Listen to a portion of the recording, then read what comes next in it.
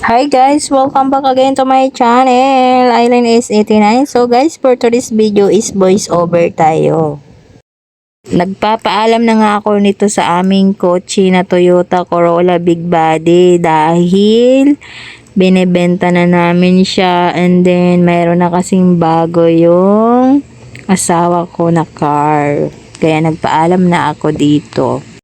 At ito na nga yung bago naming sasakyan. Toyota pa rin siya. Toyota RAV4 yan. Nag-upgrade lang ng kaunti ang asawa ko ng sasakyan dahil hindi pa afford talaga ang brand new.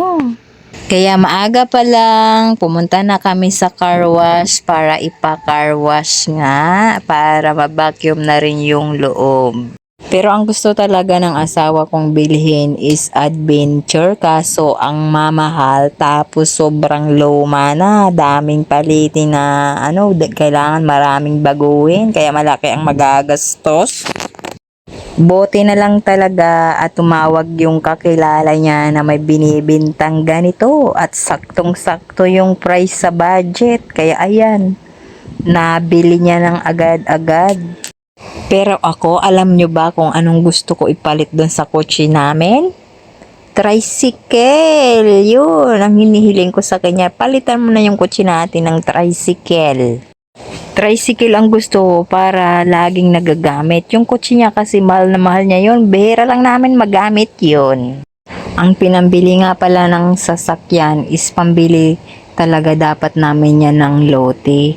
Kaso, yung magbibenta ng lote, nagbago ang isip, kaya ang tagal na namin naghihintay, hindi pa rin makapagdesisyon, nagdadalawang isip, kaya yung pera binili na lang niya ng kotse para mabago-bago naman sa luma niyang sasakyan. Nag-upgrade lang talaga siya ng kaunti. So guys, yan lang yung kwento ko sa mga nakalipas na maraming araw. So, ayan lang yung maisishare ko sa inyo ngayon. Ang tagal nga pala bago natapos. So, ayan, buti na lang at natapos na dahil gutom na nga pala kami at wala pa kaming almusal. Kulang kalahating oras din kami sa car wash. So, ayun lang guys. Uwi na nga kami. And thank you again for watching. Sa mga nanonood ko dyan at sumusuporta, maraming salamat sa inyong muli. Bye-bye. God bless you sa inyong lahat.